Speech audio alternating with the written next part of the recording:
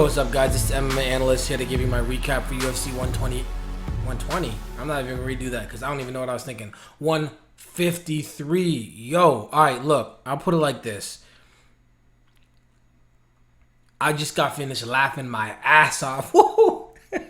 Yo, that was real good. I've never been... Yo, I'm telling you right now.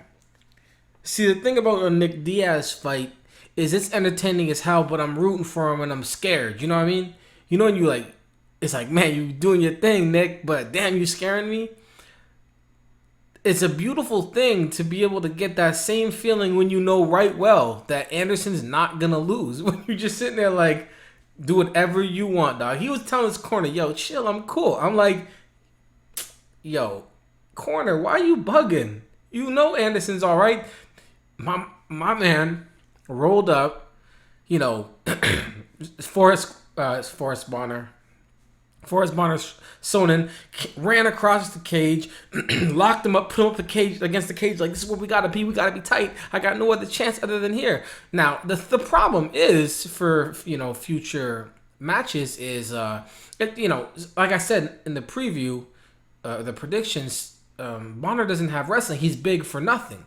So all that leaning and stuff, that he doesn't have good wrestling. He doesn't, he's not, he's a warrior, but he's not gonna take him down. But if somebody else get Anderson in that same situation, it's gonna be some problems. Sonnen didn't matter. Anyway, I'm just saying. If potentially there were somebody out there, like maybe John Jones, who put him up against a cage, there could be a problem. But anyways, Homeboy broke free. By the way, I'm already in the review. Homeboy broke free. Like, get off me, man. And then was like, you know what? We're just going to be in your game. Because Anderson realized something, all right? Let me tell you what nobody else is going to tell you. And this is why... Move this mic. And this is why y'all are going to miss me when I'm gone. And I'm sorry, I'm just having a good time tonight. Tonight was some good MMA. But this is why you're going to miss me when I'm gone. Because nobody else is going to say what I'm about to say right now. And that's the reason Anderson and Silva stayed against that cage. I'm going to tell you exactly why. I'm going to give you 10 seconds to figure it out. Alright, time's up. I gave you like 4. But you weren't going to figure it out anyways. He stayed against that cage because that's the only way he was going to get the fight he wanted to fight. He realized... this guy ain't here to really scrap. He want to push me up against the cage. He want to try and cut. So he said, you know what? Rather than going through all that extra hassle of going to the center and then him pushing me up against the cage, I'll just stay here. I'll skip that. You know what I mean? It's kind of like, like if this is what you want, then I guess I'm going to beat you anywhere, anyway, and anytime I want, but... if this is what you want, then you got the whole octagon behind you. The world is behind you. I'm just here with the cage just to my back. I got nowhere to go, so come get me. And Stephan Bonnar said, well, this is the only chance I have. So, yeah, we're going to get in there, but I can't just run in for a takedown. So I got to throw some punches first. Anderson Silva said, I'm not afraid of your amateur striking. I mean, he might be a professional fighter, but he's got amateur striking. So I'm not afraid of your amateur striking. I got a jaw. I got vision. I can see it all coming no matter what's happening. So I'll put my hands down. I'm ready for you. I'm not going to do all this so that you can try and duck under my elbows or something like that and try and take me down. I'll just stand here and move and watch everything coming. I'll even let you hit me a few times. So you got to realize, I don't know if you remember, but when he fought George Santiago got power. And Santiago had him in the clinch. It was all bow, bow, bow. And Anderson was just like, and what, dog? You don't know who I am. I'm not even starting yet. Wait till I get in the UFC. That's what he was doing. So Stephan Bonnar's arm punches are not going to hurt him. So he's basically sitting there going, this ain't nothing, just boop, boop. That's it. So I'm gonna just stand up against this cage, and whenever you want to get beat up, you let me know. And that was it. Whenever he wanted, a knee to the stomach, Forrest Bonnar, Sonnen had never been finished before, and this dude crumpled, fell to the ground like Tito Ortiz getting shot by a cannonball in the gut. You know Tito's midsection soft. I don't know why, but anyway, just fell to the ground. I mean, come on, we'd all fall to the ground, so don't bring that up. People trying to hate, all right? We would all fall to the ground, but the difference is we don't get paid to fight, so don't go there. All right, so anyways, what we all knew would happen would happen. But I can honestly tell you it was more entertaining than I thought it would be. I thought it would be entertaining because, you know, Anderson Silva beating up on some poor, helpless soul is always entertaining. That's why I want to see that Bisping fight. Oh, my gosh, that's going to be funny as hell. And I actually kind of like Bisping now, but anyways. But, he made it more entertaining than it could ever possibly be, so... Yo, Anderson, thank you, dog. Thank you very much. Thank you. That was great. All right. Now, also, I just want to say, sometimes you get them wrong. Sometimes you get them right. And sometimes it looks like you came back from the future and you didn't get any good information except for you watched UFC 153.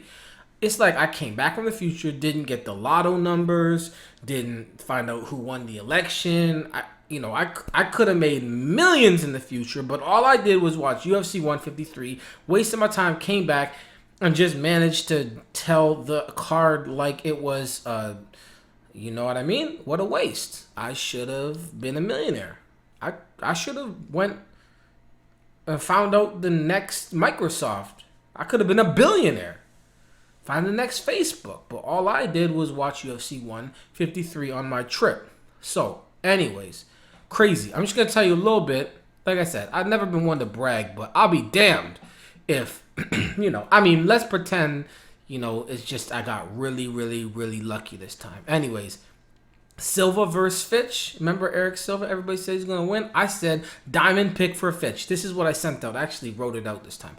I said diamond pick for Fitch. This is the best bet I've seen in a long time. Fitch is a top 4 welterweight, no matter what happened in his last fight. He is one of the toughest fighters and one heck of a wrestler. He will win this fight unless Eric Silva is the second best welterweight on the planet, which he's not. Superior cardio, wrestling, and a lot of straightforward game planning is the key for Fitch. Fitch at plus money, he was the underdog. Crazy. Not against GSP is amazing. Unanimous decision for Fitch. All right, Maia versus Story. I said platinum pick Maia. He went from an undersized welterweight to a good size He went for an undersized middleweight to a good size welterweight. He's been bringing back the ground game. What he was able to do against Kim was impressive. Story could be a problem if Maia decides to stand on the feet, but I doubt that'll be the case. Maia will close the distance and win using some BJJ takedowns and tire Story out en route to a decision win. I got that a little wrong. He ended up breaking his neck. So, great win. Browne, I said solid at 1,895. The minus 195. Good reason for me to... There's no good reason for me to believe Gambino has what it takes to take out Browne. His aggression and power will overwhelm Gambino. Gold pick. Then here's what I said. I was crazy. I said a great 2-fight parlay is Teixeira and Davis. Teixeira at minus 375 plus Davis at minus 380 is together in a parlay minus 167. Then I said add Fitch to that parlay. It becomes plus 260. Add Maia to that parlay plus 524. Now, if y'all would have been paying attention to that or somehow knew that, because when I sent to you, if you would have been getting the bet picks, whoo. Then I said Silva versus KO will be the knockout of the night, guaranteed. I'm pretty sure it's going to happen. I said Big Nog or Maia will get submission of the night if either get a sub. If both get a sub, the award will go to Big Nog. I'm pretty sure it's going to happen. Teixeira and versus Maldonado is front runner for fight of the night. I don't know what happened with that. It could be. Maybe it's going to go to Fitch. And then I said Silva will win... But at minus 1,000, there's no value. Not even in a parlay. Anyways, y'all. Like I said, sometimes you get them wrong. Sometimes you get them right. And sometimes you basically pick everything right down to the T. So, now that I'm done patting myself on the back, spraying my shoulder, it's all dislocated and all that stuff. let's talk about the rest of the fight. Anderson Silva is the best of all time. Not because he beat Bonnar, but because of how he beat Bonnar. Not because he beat all the people he beat, because of how he does it, man. He's crazy. He is crazy. My man is crazy. Oh my goodness. He reminds me of me, like the way I write with the pen. No, I'm just playing. Anyways, Antonio Rodrigo Nogueira, great win over Dave Herman. Dave Herman actually helped Nogueira out twice with the submission. The first time Nogueira let him go. The second time he said, well, "You're gonna roll right into the armbar? Let's do it." Good win for Nogueira. It was nice to see Nogueira and Silva get that win. Congratulations to Team Nogueira. That was great. Teixeira versus Fabio Maldonado. Oh my God. Okay, listen. Maldonado's the kind of guy, like, it's bad news. It's bad news for Maldonado because my man's chin and brain is too strong for his own good. That boy needs to go to sleep because the kind of damage he's taking out there, if he continues to take this kind of damage in fights, he's just going to go slow one day. I mean, one day he's just going to start talking with the slur. This is not good. It's not good. Okay, now, with that being said, let's hope Fabio Maldonado doesn't continue taking these kind of beatings. You know what? Put him up against Stephan Bonnar in this next fight. There you go. An amazing fight that he will win and won't get hurt. Anyways, that first round situation all the way up until Teixeira just put his hands down like, man, I'm tired. Whoop! Almost lost the fight and killed my parlay and everything. All right, anyways. If that was boxing, every single judge would have stopped that fight. They was feeling like, yo, dude, you done. You're done. And honestly, Fabio Maldonado, I've been a fan of him ever since he came to the UFC. I've been a fan of him before he came to the UFC. In my very first video, I said, yo, Maldonado's got some boxing. He's crazy, blah, blah. Anyways, do you know how many people would have tapped to that head and arm choke? And what you don't even understand is they wouldn't have tapped because it was choking them. They would have tapped because they want out of that fight. You know how many people, half the time, I'm just saying the number, I don't know if it's real, but I'm just going to say 50% of the time, it could be more. But 50% of the time when somebody's getting their ass whooped and ground and pound, and then they roll over and give up their neck, they're actually giving up their neck. They're saying, F that, submit me, because I don't need this. I'm getting paid. I'm going to lose. I don't need to take this extra damage. Fabio Maldonado was getting his ass whooped. I'm talking 10-8 ass whooping. Like, beat down. I'm sitting there going, stop the damn fight. I'm like, stop it. He got dropped. He got mounted. Side control. Heavy elbows. All that stuff. I'm sitting here feeling squeamish. Like, this boy is getting destroyed. Stop the fight. I don't need to see all this. This kind of psychological damage type stuff. So I'm sitting there going, man, I don't need to see all this. And I'm like, oh, finally he's going to get submitted. He ain't going to fight this out. What? And then he fought it off.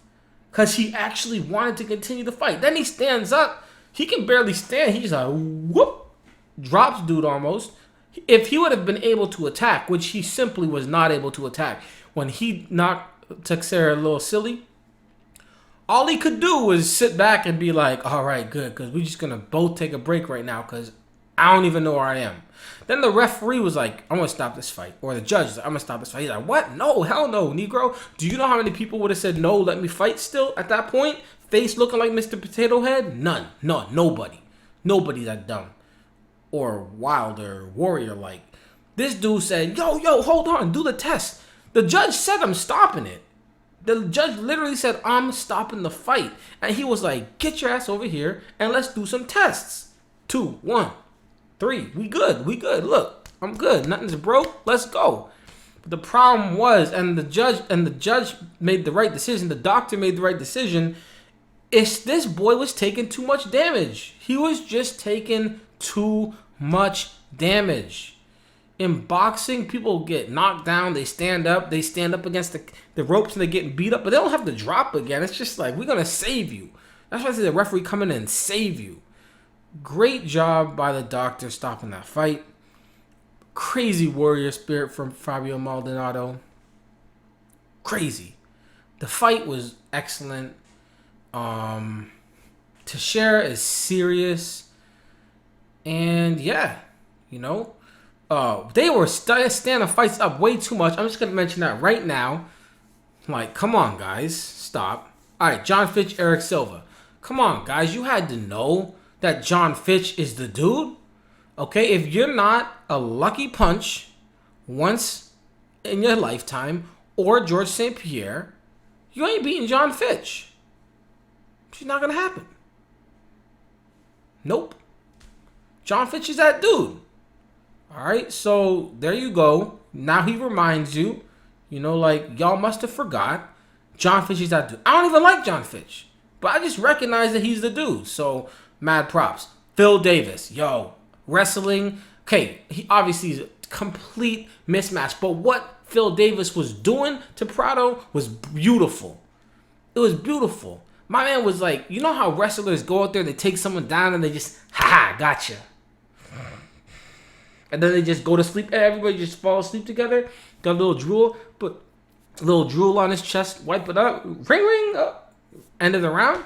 No, my man take him down, knife through with that knee right to side control, moving around, trying for stuff, lose the position, go back, try something, go back. He was running through this dude, and like I said, Davis's grappling ability, Prado's grappling ability, but he didn't use this discrepancy to just control him, and that's it. He threw this boy all around, dropped him. He used more wrestling techniques in this fight here than I've seen most wrestlers in their entire career, because they just go and do the same thing over again. I'm gonna try this, I'm gonna do this, I'm gonna pick this, I'm gonna drop down, I'm gonna go up here. It's the same old thing every single time, same old thing. Phil Davis did a whole array of wrestling, and it was beautiful. It was beautiful wrestling. He's not really going to get many chances to do that again because he's not going to get this kind of a mismatch. But mad props to Phil Davis. Thank you, man. That was real nice. All he missed was the super duck. When you fake the takedown, and then you jump to the back, you pick up the ankle pick from behind, and then you get the back. It's beautiful. It's beautiful. My favorite move in all of wrestling. Anyways, Demian Maia. Good job, dog. Good job. You did what you needed to do. You got that submission. Thank you. Thank you, man. You just cranked this boy's neck, and then the blood just... He said, that's not supposed to happen. Tap. He tapped because he just never had somebody twist his neck like a faucet, and then the red water came out. Great win for Demian Maia. Rick Story, you tried. Undercard, I'm going to just say, is there anything I should really talk about here? There's some good stuff. Luis Kane, you are done, my boy. You are done. Hang it up. Chris Camozzi, man. And you know how people always say, yo, you just sit behind the camera? I'm telling you, man, this ain't basketball. Where, like, I got to train from age 3 until age 19 to maybe try and be number 55 in the draft. This MMA, all right? You think Chris Camozzi won't lose a fight at a bar to an average tough dude? I'm telling you, give me some sponsorship and a year of training, I'll beat Chris Camozzi. I'm actually saying this because I hope that somehow somebody comes over here and takes this offer up so that I can train for a living for a year. Because I'll do that. And I will. I mean, you can say I just want to get in the UFC. If you in shape, my brother's like 29 years old. He looked like Melvin, what's that Melvin dude that fought Marvin the Beast Eastman ×2. He looked like Marvin Eastman ×2. He looked like a black Pudzilla, big ass dude. But he never fought a day in his life in the octagon. But if he decided I want to get to the UFC, he'll go beat up 7 dudes and get into the UFC. That ain't difficult, man. Anyways, you done, Luis Kane. Camozzi, good win, I guess. Marcelo, okay. My man, Sergio Moraes, you got the submission, but that striking is the worst. That striking is the worst, dude. The worst. It's bad. All that stuff, you need to cut all that out and work on that. This is not hard. It's not hard. Look. It's keep it tucked. Put it out, put it back, twist it. Come on, it's not hard. You know, it's a little bit of whatever. Keep your eye on your opponent. This ain't a part of it. The only person I want to see doing this is Shogun against Machida. That's it. I want to see you doing none of this. Gleason T-Bow, cool. You got some nice takedowns too. You threw Trinaldo all over the place. Bezeha did your thing. Congratulations. There you go. Great card all around, as it would be, as I thought it would. Red headshot, you stream, sir. All right, so yeah, I got a little text, you know what I mean? But anyways, so there you go. Great card. It is what it is. Yo, and then by the way, I want to close it with thing.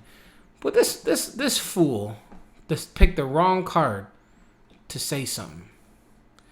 He said, this video is the definition of phoning it in. I feel bad for the people who actually invested with you. But a profitable scam is a profitable one. What's this nigga talking about? I just went like one wrong and just murdered this card. And somebody, a couple people out there, if they listen to me, made some good money this card. And it's all going away soon though. But anyways, y'all. And I'm not even really selling picks anymore. Because I can't really let somebody buy a year's worth of picks. And then I got to make videos for a whole year again. I just can't do it. So it's not even an option. So anyways. So there you go. 23-minute video. It's going to be up at like 2:30 in the morning. I did my work. Do I get a break next week? Do I get a little bit of a break? UFC Franklin versus Lee? I didn't even know this was happening. November 10th. All right, we got a little break. So, I'm going to London. So, anybody in London, don't flop. That's the event I'll be battling at. It's at Cable, a club called Cable. I've never been there. My first time to London, England. And it's going to be crazy. It's going to be a great event. And I'm going to be there. So, I don't really drink. So, if I see you, you don't got to buy me a drink because I don't drink. I mean, do they sell orange juice at bars? I don't even go to bars that often. Anyways, Anderson, me, 100 Bullets, versus Arcane. That's coming on October 25th. Crazy battle. And that's going to have something to say about it. That's for sure. There's going to be a little bit of buzz going on about that.